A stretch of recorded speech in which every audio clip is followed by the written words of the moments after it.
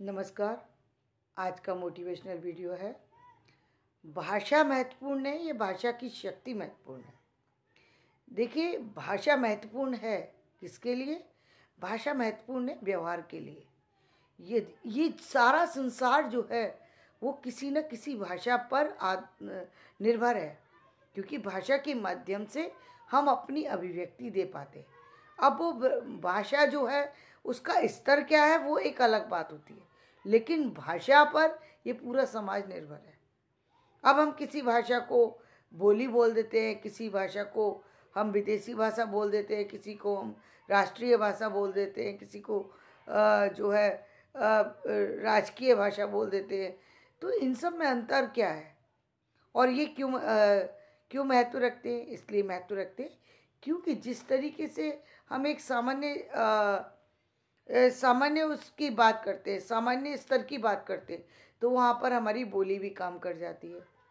यदि हम सामान्य से कुछ आगे जाकर के व्यवहार और विचार या समाज में अपने कार्यों को स्थापित करना चाहते हैं, तो हमारे लिए राष्ट्रीय भाषा जो है वो महत्वपूर्ण होती है। यदि हम समाज से आगे मतलब अपने राष्ट्र से आगे बढ़कर वैश्वीकरण की तरफ बढ़ते हैं या फिर किसी अन्य विदेश के किसी भी पर्टिकुलर जो है देश से, किसी अन्य देश से हम अपना संबंध स्थापित करना चाहते हैं, विश्व से या किसी अन्य देश से, दो बातें अलग हैं। यदि हम पूरे विश्व से अपने संबंधों को स्थापित करना चाहते हैं तो आपको एक अलग बात है। तब उसके लिए बहुत सारी अलग चीज़ों के बारे में आपकी नॉलेज होना चाहिए, बहुत सारी सी, या फिर आपके पास इतने साधन होने चाहिए, इतने लोग होने चाहिए कि आप उन लोगों से संबंध स्थापित करने के लिए उन लोगों को अपना माध्यम बना सकें जो उस भाषा के जानकार हों। दो चीज़ हो गई, तो वो तो एक लेवल अलग अलग हो गया। लेकिन अब यदि आप बीच के लेवल की बात करें, यदि आप केवल एक देश से दूसरे, तो वहाँ भी इतनी तो आवश्यकता होती है कि आपको दूसरे देश की भाषा की जानकारी हो। अब ये तो रही सामान्य जानकारी, लेकिन इसके अलावा महत्वपूर्ण क्या है? इसके अलावा महत्वपूर्ण ये है कि जो विश्व के स्तर पर पहला स्थान रखती हो भाषा, वो महत्वपूर्ण बन जाती है। जिस तरीके से राष्ट्र में जो भाषा पहला स्थान रखती है, राष्ट्र में जो इतनी सारी भाषाएं बोली जाती है, लेकिन उसमें जो सबसे श्रेष्ठ स्थान रखती है, बेशक वो राष्ट्रीय स्तर पर हो या ना हो, लेकिन यदि पूरे देश के अंदर उसको बोला जा रहा है तो वो भाषा महत्वपूर्ण है। उसकी यदि आपको जानकारी होगी तो वो निश्चित रूप से आपके लिए फ़ायदेमंद ही होगी। नुकसान उसमें किसी भी तरीके की आपको लॉस नहीं होगा, यानी आपका फ़ायदा होगा। लेकिन सामाजिक स्तर पे जब आप कहीं आप किसी जगह जाकर के यदि किसी भी विभाग में कार्य करना चाहते हैं, तो वहाँ तो जो भी राष्ट्रीय भाषा जो होगी, जो भी संविधान ने जिस भाषा को निर्धारित किया होगा, आपको उसका सहारा लेना पड़ेगा, वो आना ही चाहिए। दूसरी वो भाषा जो कि आपके पर्टिकुलर जैसे अब हमारे भारत में इंग्लिश का चलन है, हिंदी के अलावा इंग्लिश जो है हमारे भारत में ज़्यादा चलन में है। बाकी और भी भाषाएं हैं अन्य देशों में, यदि आप जानकारी हासिल करें तो आपको मालूम होगा अन्य देशों में दूसरी भाषाएं भी महत्व रखती हैं। यानी यदि हम पाकिस्तान की बात करें तो पाकिस्तान में जो है चीन की भाषा जो है वो ज़्यादा, शायद वो चीनी लोग शायद वहाँ ज़्यादा हों, लेकिन हमारे यहाँ जो है वो इंग्लिश अंग्रेज़ों से संबंध ज़्यादा रहा है। और दूसरी बात, हमारे यहाँ इंग्लिश मीडियम स्कूल ज़्यादा है, दूसरे इंग्लिश के जानकार भी ज़्यादा हैं। मतलब बेशक हमारे भारतीय हों वो, लेकिन इंग्लिश की इसलिए उनको नॉलेज ज़्यादा है क्योंकि हमारे भारतीय समाज के बहुत सारे लोग जो है विदेशों में कार्यरत हैं। इसलिए अंग्रेज़ों के जाने के बाद भी हमारे यहाँ इंग्लिश कहीं ना कहीं वो स्थायी रूप से रह गई। और बुरा भी नहीं है इसमें, बुरा इसलिए नहीं है क्योंकि इंग्लिश जो है पूरे विश्व में अपना स्थान पहला या दूसरा स्थान है। मैं सही एग्जैक्ट नहीं बता सकती क्योंकि मैंने ध्यान नहीं दिया, इसलिए मैं नहीं कह पाऊँगी। लेकिन उसका स्थान जो है पहले या दूसरे पे ही है, नंबर पे है। तो उस ऐसी लैंग्वेज का की जानकारी यदि आपको है तो बहुत अच्छी बात है, क्योंकि आपकी कुशलता में जब तक आप केवल सामाजिक स्तर पर मिल रहे हैं किसी से, तो आप कई बार आपने देखा होगा कि बिना बताए भी केवल केवल इशारों से भी आप कुछ चीज़ों के को बता सकते हैं और उनसे वो चीज़ें प्राप्त कर सकते हैं।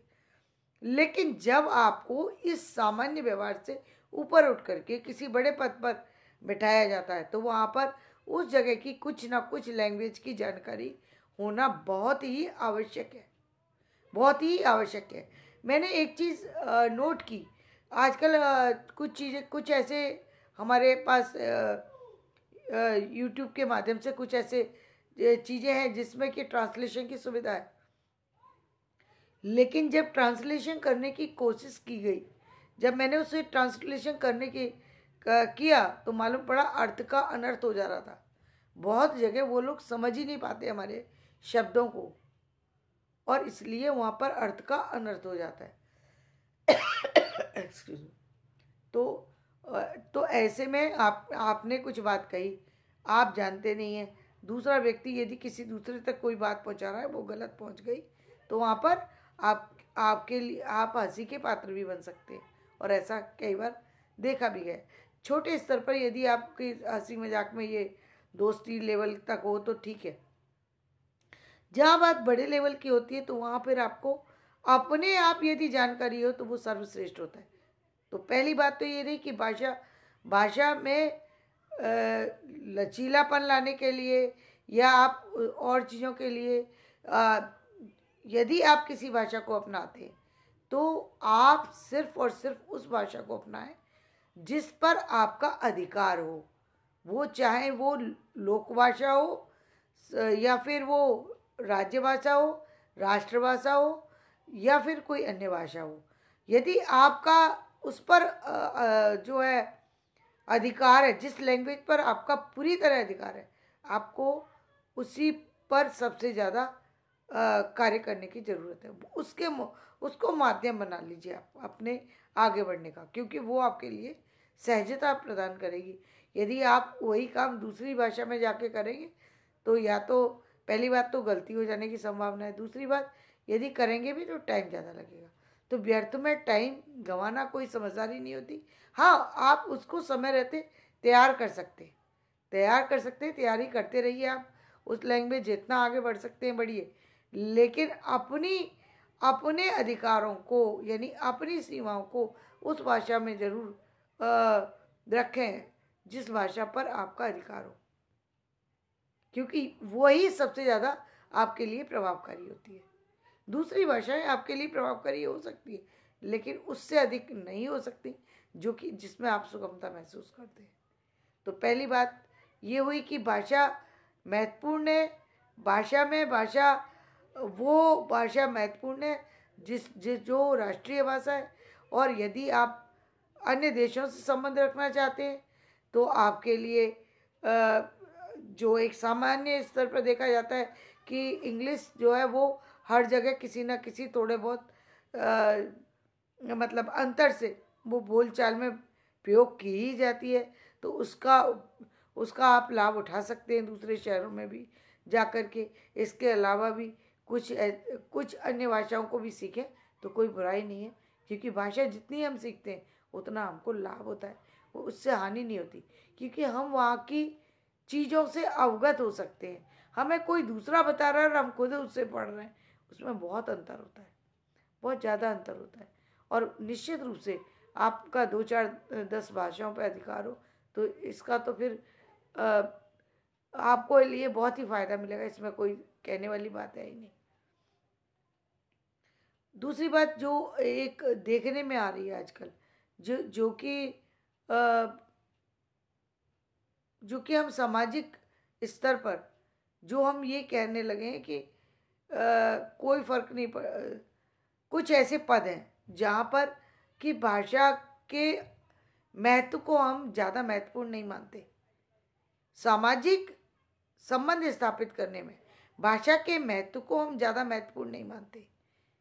ये मैंने क्या कहा, ये इस बात का मतलब ये हुआ कि कुछ ऐसी पद जैसे जैसे जैसे कहा कि कलेक्टर है, अब उनको तो सामान्य व्यक्ति से भी मिलना है, वहाँ का कोई लोकल भी हो सकता है, अब उनका तो कहीं भी ट्रांसफ़र हो जाता है, तो कोई लोकल व्यक्ति भी आकर के उनसे मिल सकता है, कोई जो है किसी अन्य भाषा का भी जानकार हो आपसे मिल सकता है। और लेकिन वहाँ पर महत्वपूर्ण क्या है, वहाँ पर है कि आपके लिए महत्वपूर्ण है कि कि आप वहाँ की समस्या को सुलझा रहे हैं। अब वो समस्या किसी भी लैंग्वेज में कोई व्यक्ति रखे, आप यदि उस समस्या को सुलझाने में सक्षम है, वो महत्वपूर्ण है। आपकी लैंग्वेज वहाँ कहीं भी मैटर नहीं करती उस पद के लिए, उस पद के लिए, पर्टिकुलर उस पद के लिए।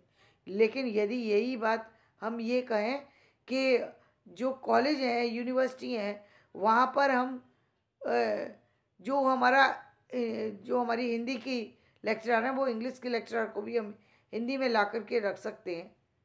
उन्होंने करा नहीं है एमए, उन्होंने उसमें हिंदी में पीएचडी नहीं की है, वो इंग्लिश में पीएचडी है लेकिन हिंदी की पढ़ा सकती हैं। तो ये हमारे लिए पूरी तरह गलत है, पूरी तरह गलत है। पढ़ा सकती हैं कि स्तर पर जाकर के किसी एजुकेशन विभाग को सौंप देना बहुत बड़ी गलती है, क्योंकि वहाँ पर जो गलती होगी वो महत्वपूर्ण गलती होगी और उसकी हानि बच्चों को उठानी पड़ेगी, क्योंकि वो बच्चे तो आगे आगे जाकर के किसी न किसी पद से जुड़ने वाले हैं, किसी न किसी चीज़ को समाज में आगे लेके जाने वाले हैं, और उनको समाज में यहाँ पर हम लैंग्वेज की छूट नहीं दे सकते कि हिंदी की। कुछ समय पहले की मैं आपको बता रही हूँ, एक समय ऐसा था इग्नू में, जहाँ की इग्नू में हमने एक समय ऐसा भी देखा जहाँ कंप्यूटर की कॉपी और कोई भी टीचर चेक कर रहा है। मजाक, ये मैं मजाक कहूँगी। क्यों? क्योंकि मजाक इसलिए कहूँगी कि जो हिंदी का टीचर है वो कंप्यूटर की कॉपी चेक करेगा, जिसको ABCD नहीं आती तो क्या चेक कर सकता है? कुछ भी नहीं, कुछ भी नहीं। तो ऐसी गलतियाँ होनी ही नहीं चाहिए। एजुकेशन विभाग में इस तरह की गलतियों की गुंजाइश नहीं होना चाहिए, चाहे छोटे स्तर पे या बड़े स्तर पे। जो हम अब अक्सर देखते हैं, कई बार छोटे स्तर पे ये देखा जाता है कि मैथ की क्लास है और ड्यूटी आपने लगा दी किसी टीचर की, वो समझ में आता है, लेकिन ड्यूटी के साथ साथ आप उसका सब्जेक्ट भी वही पढ़ाने दें जो उसका सब्जेक्ट है। उस समय मैथ की क्लास पढ़ाने के लिए उसे ना भेजें। मैथ की क्लास पढ़ाने के लिए आपने हिंदी के टीचर को भेज दिया, जरूरी तो नहीं है कि वो मैथ जानता हो, और जानता भी हो तो क्या उस लेवल की जानता है जिस लेवल की उसे पढ़ानी है। तो ये गलतियां नहीं होनी चाहिए एजुकेशन विभाग में। वहाँ ये इसकी जो है एक महत्वपूर्ण चीज़ होती है। इसके अलावा कई जगह जब हम कहीं भाषण दे रहे होते हैं, कहीं कोई ऐसी चीज़ हमें प्रस्तुत करनी है, वहाँ भी आपके सब्जेक्ट के अकॉर्डिंग ही आपको बोलना है। वहाँ पर ये नहीं हो सकता कि आपको लिबर्टी मिलनी चाहिए कि इंग्लिश में बोलने के लिए कहा गया है लेकिन आप हिंदी में भी बोल दे तो चल जाएगा। कैसे चल जाएगा? आपने इंग्लिश रखी तो किसी कारण से रखी होगी ना। ऐसा तो है नहीं कि किसी यूं ही कोई चीज़ बना दे रखी जाती है, कोई कंपटीशन रखा जाता है, कोई उसके पीछे कोई महत्वपूर्ण कारण होता है। जब आप किसी को कोई सर्टिफिकेट देते हैं तो उसके पीछे कोई महत्वपूर्ण चीज़ है, और आप उसको ही हल्के में ले रहे हैं, वो चीज़ें गलत हैं। बाकी चीज़ें जो है वो उन पर यदि एक तरह से इग्नोर किया जाए तो हम चला सकते हैं, लेकिन जब भी सामाजिक स्तर पर जा कर के कहीं ऐसी चीज़ है जहाँ की आपको शिक्षा से जुड़ी हुई बात कर रहे हैं, वहाँ पर आपको उस सब्जेक्ट से रिलेटेड बातों को करना अनिवार्य होता है, क्योंकि आप तभी अच्छे से आप उसे समझा पाएंगे जब आप उस सब्जेक्ट पर अधिकार रखते हैं। तो धन्यवाद, मैं अपना वीडियो यहीं समाप्त करती हूँ। मेरा वीडियो पसंद आए तो इसे लाइक करिएगा, शेयर कीजिएगा और सब्सक्राइब कीजिएगा।